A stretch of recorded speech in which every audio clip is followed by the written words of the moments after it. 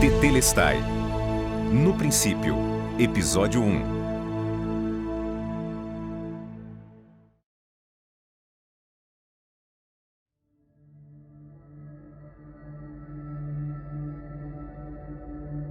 Há um anseio dentro de cada coração, uma fome na alma, uma sede que não pode ser saciada. Ansiamos profundamente por algo a mais, algo além do universo.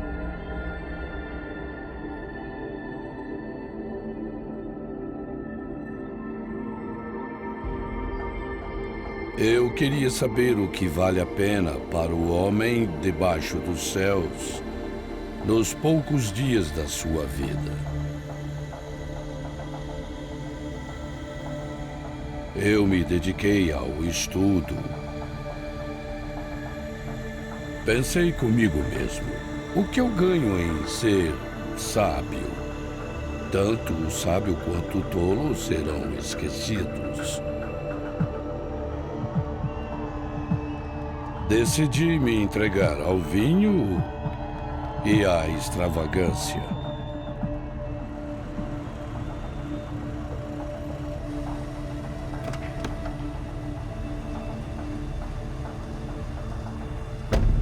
Não neguei prazer algum ao meu coração. Contudo, percebi que tudo foi inútil. Foi correr atrás do vento.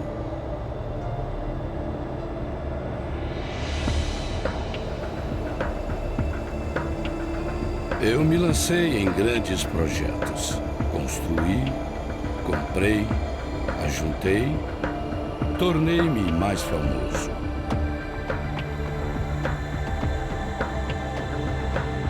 Quem ama as riquezas jamais ficará satisfeito.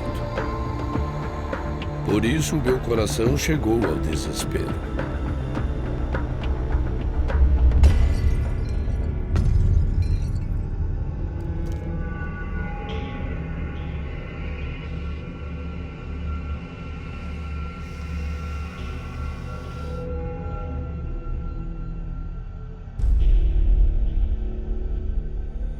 Gerações vêm e gerações vão.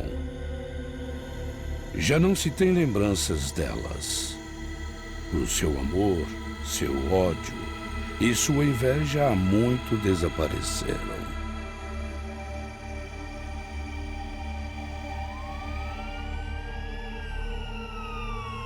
Ninguém sabe quando chegará a sua hora.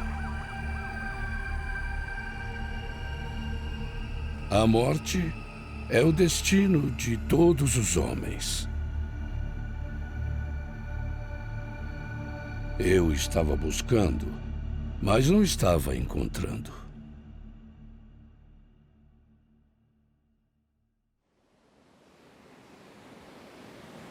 Há só um que pode dar sentido, alegria, prazer e paz à sua vida. Porque Ele é o único que pode preencher esse vazio. Ele é o único que pode saciar a sede das nossas almas. E até que o encontremos, há uma inquietação, um anseio em nossos corações. Como a sede é necessária para levar alguém à água, o anseio nos corações nos levam a Deus. Sabe, no coração de cada ser humano, Ele pôs a eternidade. E nada, além do Deus eterno, pode nos satisfazer. E através do seu livro, a Bíblia, será apresentado ao eterno Deus, a quem deve conhecer.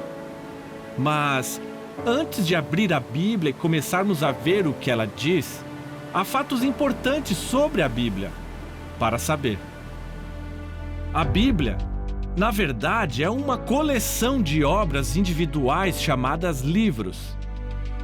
Até o nome, Bíblia, vem do grego e significa livros. Ao abrir a sua Bíblia, nas primeiras páginas há uma lista destes livros. Estes livros são divididos em duas partes, conhecidas como Antigo e Novo Testamento. Para facilitar a leitura, vai perceber que cada livro foi dividido em capítulos e versículos.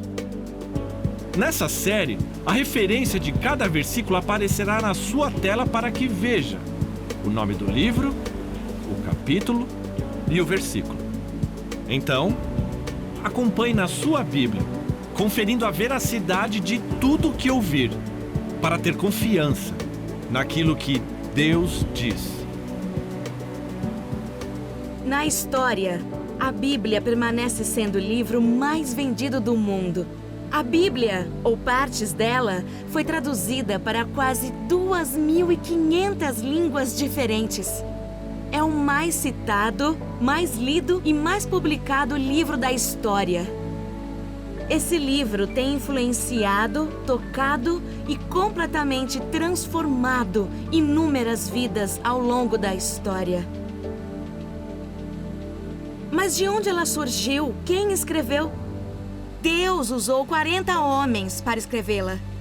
Você deve entender que esse livro surgiu de uma forma única e fascinante. Além desses homens nunca terem se encontrado, muitos deles não viveram durante a mesma época. A Bíblia foi escrita dentro de um período de 1.600 anos. E muitos desses homens viveram em lugares diferentes, desde a antiga Babilônia até Roma. Os manuscritos que compõem a Bíblia foram escritos na Europa, na Ásia e na África, em 3 línguas principais daquela época: hebraico, aramaico e grego. Não só viveram em locais diferentes, em outras épocas, também tinham diferentes ocupações. Um dos autores era um príncipe egípcio. Outro, um líder militar. Outros eram pescadores. Alguns eram pastores de ovelhas. Um dos autores era um médico. E teve até um coletor de impostos para o Império Romano. E só estamos mencionando alguns deles. Alguém poderia dizer que circunstâncias como essas iriam criar um livro cheio de contradições? A verdade é que esses manuscritos têm uma harmonia perfeita. 2 Timóteo 3,16 explica que a Bíblia foi inspirada por Deus. 2 Pedro 1,21 nos diz que as suas palavras não foram feitas por vontade humana, mas os homens santos de Deus falaram inspirados pelo Espírito Santo. Ele disse exatamente o que escrever. Por exemplo, Jeremias 1,2 começa com a frase: "A palavra do Senhor veio a ele."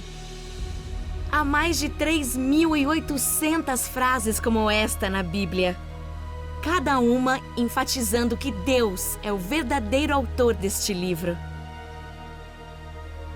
Sendo Deus o autor da Bíblia, podemos afirmar que ela é historicamente verdadeira. No decorrer da história, a arqueologia tem confirmado a precisão da Bíblia milhares de vezes. Até em passagens pouco conhecidas, seus mínimos detalhes mostraram-se historicamente certos.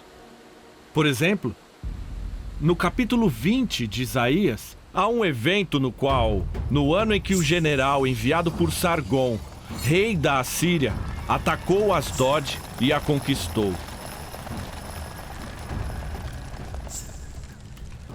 Conhecia o Império Assírio, mas o rei Sargom atacando uma cidade, Asdod? Críticos da Bíblia questionaram a veracidade desse relato. Mas, em 1843, uma grande descoberta foi feita numa escavação no norte do Iraque, num povoado chamado Khorsabad. Paul Emile Botta, um renomado arqueólogo, encontrou o palácio do rei Sargom. E lá, para o espanto de todos os críticos, estava gravado nas paredes a descrição do mesmo evento descrito na Bíblia. o ataque do rei Sargon na cidade de Asdod. A revista Time publicou um artigo acerca do reitor arqueólogo palestino, Dr. Nelson Glueck. O artigo Vestígios da História diz que, com a ajuda da Bíblia, Dr. Nelson Glueck já descobriu mais de 1000 áreas antigas de escavação na Transjordânia e outras 500 no Negev. Dr. Nelson Glueck escreveu um livro chamado Rios no Deserto. No livro, ele disse que nunca houve uma descoberta arqueológica contradizendo a Bíblia. O reconhecido professor da Universidade de Oxford, Sir William Ramsay, concluiu que este livro não era apenas um completo relato histórico verídico, mas ele tinha que ser a palavra do próprio Deus. A Bíblia contém centenas de profecias prevendo o futuro. No Salmo 22, o rei Davi descreveu a crucificação 400 anos antes dela ser usada como pena de morte. Em Isaías 44, um rei chamado Ciro é mencionado pelo nome 150 anos antes do seu reinado. Em Isaías 39, ele previu a queda de Jerusalém, 100 anos antes da cidade ser tomada pelos babilônios.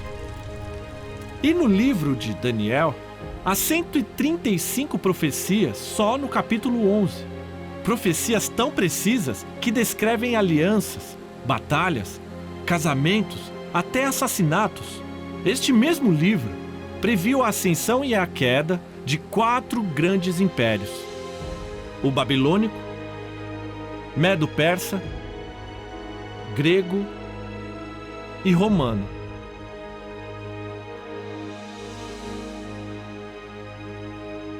A Bíblia tem um tema central que conecta todos os eventos e seus detalhes. Através dos dramas e relatos, há um só tema, que dá a toda a história sentido. Essa é a mensagem da Bíblia. Este tema principal irá se revelar enquanto estudarmos este livro. Ao contrário de outros, a mensagem da Bíblia é divina e tem o poder de transformar a sua vida. Então, qual é a história eterna da Bíblia? Bem, vamos começar pelo princípio. A primeira coisa a aprender está aqui, no primeiro versículo que há na Bíblia. Então abra sua Bíblia em Gênesis 1:1. No princípio, Deus criou os céus e a terra. Como vê, não há explicação aqui. Simplesmente diz que, no princípio, Deus já estava lá. Que antes do tempo, Deus já existia. Isso porque Deus é eterno. Não teve um começo e nunca terá fim. É difícil para nossas mentes compreenderem. Nós humanos somos limitados pelo tempo. Podemos falar sobre o passado e os velhos tempos. Podemos recordar os dias que já se foram, mas não podemos voltar no tempo.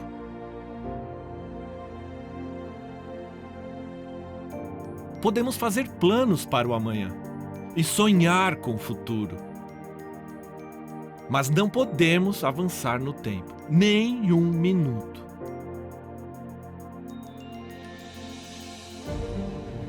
Mas Deus não é assim. Deus está fora do tempo. Está presente no passado, no presente e no futuro, ao mesmo tempo. Salmo 90, verso 2, descreve assim: de eternidade a eternidade, tu és Deus. Ele nunca muda, nunca se cansa e nunca diminui. Deus é eterno. Como Deus não é limitado pelo tempo, também não é limitado pelo espaço. Nós, humanos, somos completamente limitados. Por mais que desejemos estar em mais de um lugar ao mesmo tempo, não conseguimos. Não importa a velocidade da viagem ou quanto a nossa vida exige de nós, só podemos estar em um lugar por vez. E Deus? Deus não é assim. A Bíblia diz que Deus é onipresente. Ou seja, Deus está em todo lugar, ao mesmo tempo. Por isso que Davi escreveu no Salmo 139: Tu me cercas por trás e pela frente, e pões a tua mão sobre mim. Para onde escapar do teu espírito? Para onde poderia fugir da tua presença? Se eu subir aos céus, lá estás. Se eu fizer minha cama na sepultura, também lá estás. Se eu subir com as asas da alvorada e morar na extremidade do mar, mesmo ali, tua mão me guiará. Tua mão direita me sustentará.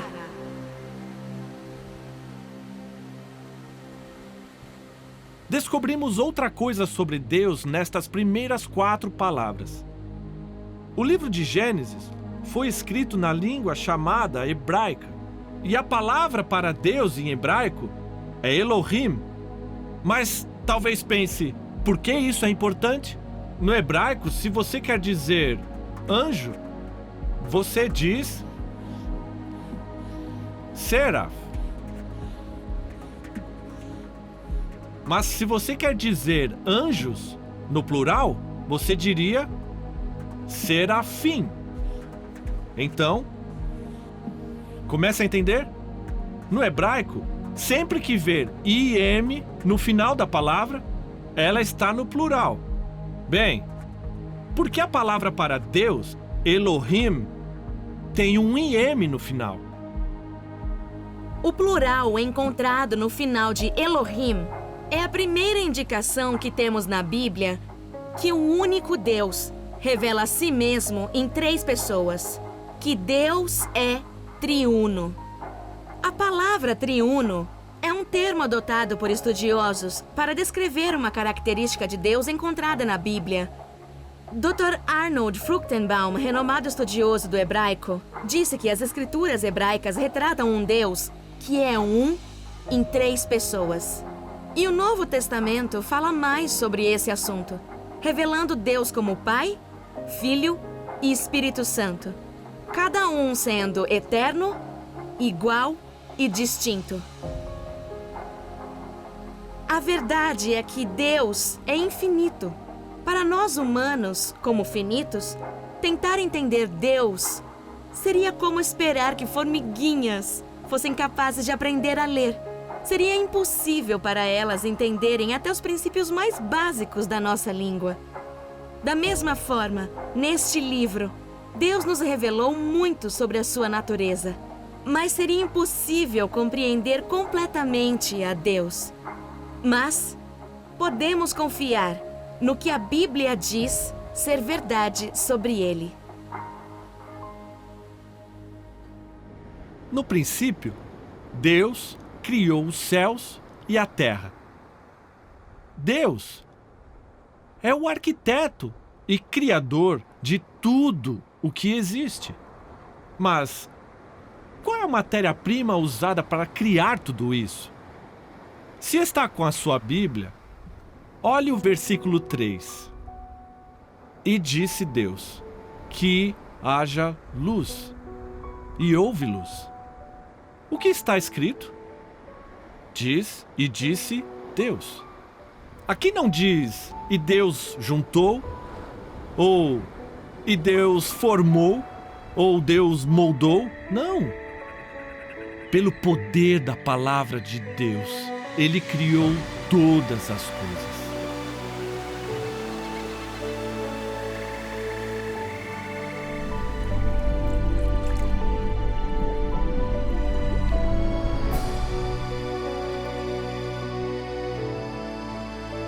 Deus criou todas as coisas. E em Hebreus 1:3 nós lemos: pelo seu poder, é Ele quem sustenta todas as coisas. Então, se Deus pode criar tudo, e também sustentar o universo em toda a sua vastidão. O que pode ser impossível para Deus? Nada. Quer saber? Mais de 50 vezes na Bíblia, Deus é descrito como Todo-Poderoso. Ainda quando você enfrenta um problema sério em sua família ou num relacionamento, quando os desafios de mais um dia de escola ou de trabalho, ou quando a vida está pesada demais, quando o seu futuro parece não oferecer mais esperança, para onde você vai? Com quem se aconselha? Vá para seu Criador. O que é impossível para você não é impossível para Deus. Através da Bíblia, você vai conhecê-lo. Esse Deus Todo-Poderoso diz aqui: venha a mim, confie em mim, eu me importo com você. Deus não é só todo-poderoso. A Bíblia diz que é onisciente. Você já parou para pensar no conhecimento necessário para arquitetar os céus e a terra? No conhecimento para cada minúcia, detalhe e função? Ficamos maravilhados ao observarmos em telescópios gigantes a vastidão e a complexidade que há no nosso universo. Ou ao observarmos em microscópios a perfeição de organismos biológicos com estruturas de DNA tão complexas que só agora estamos desvendando. Os melhores cientistas do mundo usam as máquinas mais poderosas já vistas em estudos tão complicados dos átomos que nunca compreenderemos completamente. Mas o arquiteto desse universo entende, pois Deus sabe tudo. Salmo 147:5 diz: grande é o Senhor e tremendo em poder. O seu entendimento não tem limite. O que é mais impressionante é que esse Deus incrível entende tudo e conhece as complexidades do universo. Esse mesmo Deus decidiu conhecer-me pessoalmente. Muitas vezes nos sentimos tão sozinhos e pensamos: ninguém sabe que eu existo.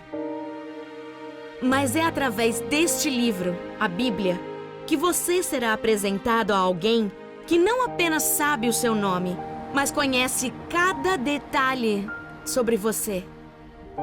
Salmo 139 diz: Senhor, tu me sondas e me conheces. Sabes quando me sento e me levanto. De longe percebes os meus pensamentos. Antes mesmo que a palavra chegue à minha língua, tu já a conheces inteiramente, Senhor. Tal conhecimento é maravilhoso, elevado demais para que eu possa alcançar. Tu criaste o íntimo do meu ser e me teceste no ventre de minha mãe. Teus olhos viram meu embrião. Todos os dias determinados para mim foram escritos no teu livro antes de qualquer um deles existir. Você foi criado por esse maravilhoso Deus. É por ele que o seu coração anseia. Por isso Deus nos deu a sua palavra, a Bíblia. Conhecê-lo é a razão de nossa existência, em um relacionamento que vai além desta vida e que dura para sempre. E hoje pode ser apenas o começo.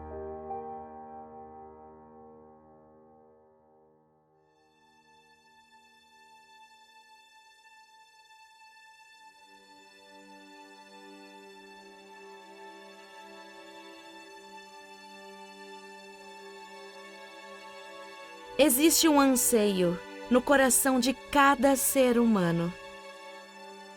Nessa semana, tire um tempo para pensar sobre a brevidade da vida e sobre a inquietação que move as pessoas em todo lugar a tentarem satisfazer a sede de suas almas.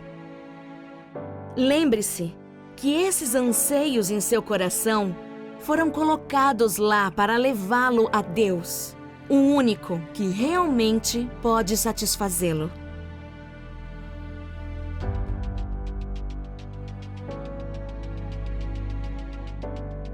Para registrar as palavras da Bíblia, Deus usou 40 autores diferentes, vivendo em períodos diferentes, em lugares diferentes, escrevendo em 3 línguas diferentes. Ainda assim, maravilhosamente, a partir desses diversos manuscritos surge uma única história eterna. Você também pode examinar as milhares de descobertas arqueológicas que comprovam a exatidão da Bíblia e as profecias surpreendentes prevendo eventos futuros. Enquanto você faz isso, lembre-se que as palavras deste livro foram escritas por Deus para você. Em Gênesis 1:1, vimos que Deus é eterno e triuno. Também vimos que Ele é todo-poderoso, criando o mundo simplesmente através da sua palavra. Os desafios que você enfrenta em sua vida podem parecer impossíveis, mas não são impossíveis para esse Deus poderoso que diz: venha a mim, eu me importo com você.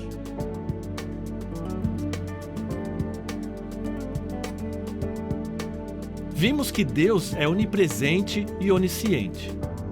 Como o arquiteto desse universo, ele entende a relação de cada detalhe e função. Talvez você se sinta só, pensando que ninguém sabe que você existe. Porém, esse mesmo Deus decide conhecer você, pessoalmente, e já sabe tudo sobre você. Agora você tem a oportunidade de conhecê-lo através da sua palavra, a Bíblia.